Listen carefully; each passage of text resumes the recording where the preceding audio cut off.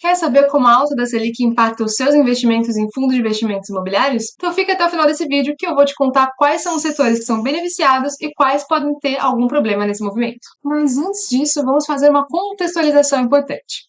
Então, após um período de um ciclo de cortes de juros começado ali em agosto de 2023, o Copom decidiu pela primeira vez desde agosto de 2022 elevar a taxa de juros em 0,25 pontos percentuais, que agora a nossa Selic está em 10,75% ao ano. Nossa decisão não é apenas um número. A Selic é o principal instrumento de política monetária do Brasil e é utilizado para, entre outros fins, o controle da inflação. E a meta de inflação definida para os anos de 2024 e 2025 é de 3% ao ano. Essa meta, claro, ela possui um intervalo de tolerância de até 1,5% para cima ou para baixo do centro da meta. Mas segundo o boletim Focus do Banco Central, que traz expectativas de analistas e de instituições financeiras a respeito das principais variáveis macroeconômicas do mercado, o mercado está esperando um IPCA de 4,35% ao final de 2024.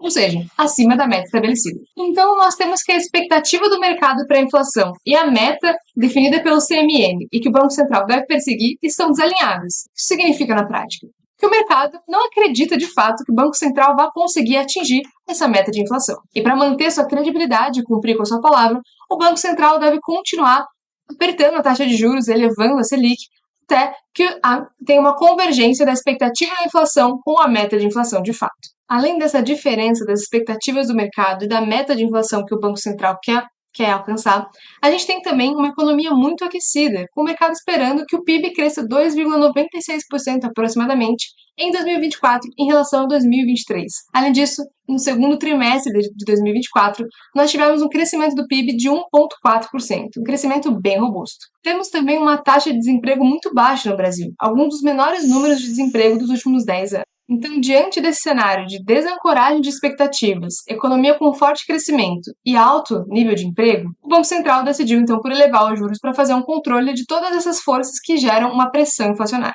Mas e fundos imobiliários? O que tem a ver com isso? A verdade é que não vai mudar muita coisa com essa alteração da Selic.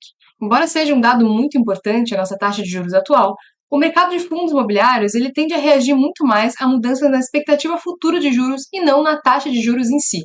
Isso significa que existe uma correlação do mercado de fundos imobiliários com a curva futura de juros. E essa curva que nós precificamos através da taxa do Tesouro IPCA mais 2035, por exemplo, ela veio se abrindo ao longo do ano, principalmente aí ao longo do mês de agosto até agora, nos últimos 30 dias, conforme o gráfico aqui. Essa correlação dos fundos imobiliários com a curva futura de juros é negativa, o que significa que, quando essa curva se abre, os fundos imobiliários tendem a ter uma queda nas suas cotações. E esse fenômeno é muito mais observado nos fundos de tijolo. Esse movimento acontece, essa correlação negativa, porque quando a curva se abre, significa que o mercado está esperando taxas de juros ainda mais elevadas no futuro. Com as taxas de juros elevadas, aumenta-se a atratividade dos ativos de renda fixa ao invés dos ativos de renda variável.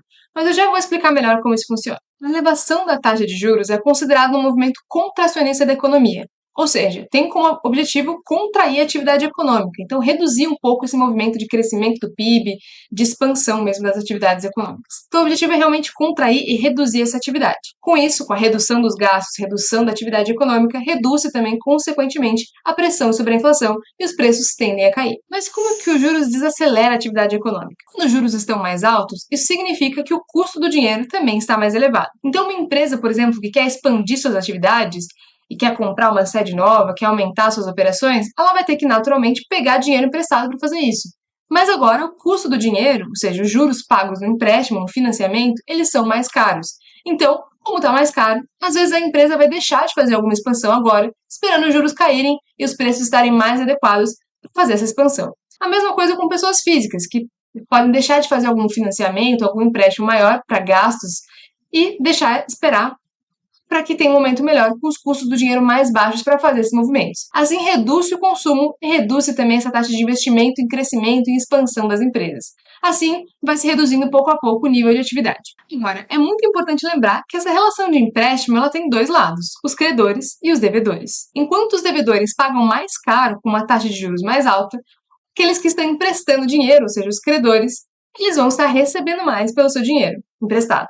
E quais são os ativos financeiros em que você empresta dinheiro de alguém para receber os juros em cima disso?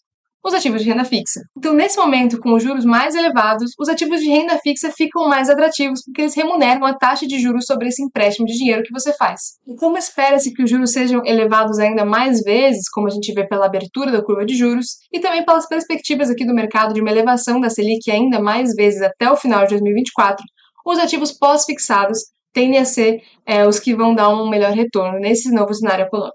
Não quer dizer que é para vender tudo de FII e comprar renda fixa?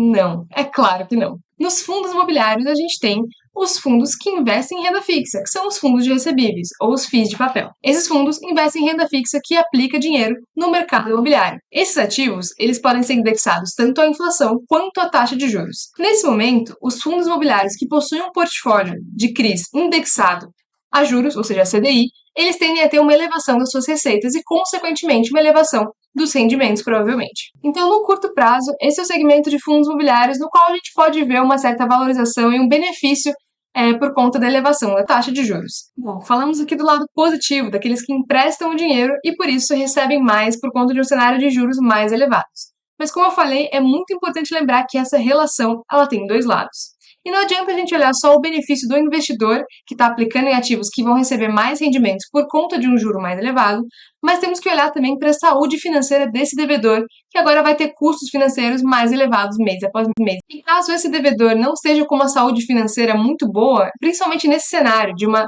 ação mais contracionista do governo, em que a atividade pode desacelerar, pode ser diversas empresas que passem por problemas financeiros, inclusive por atrasos em pagamentos dos títulos de renda fixa, isso implica também nos CRIs dentro dos fundos de papel, pode ter casos de inadimplência ou até mesmo default dos CRIs e casos de recuperação judicial, como a gente já viu aí em alguns CRAs, por exemplo, no mercado ultimamente. Mas esse é um assunto para um outro vídeo à parte. Por isso, é muito importante encontrar um equilíbrio da taxa de juros para que a corda não fique tão esticada para o lado do devedor.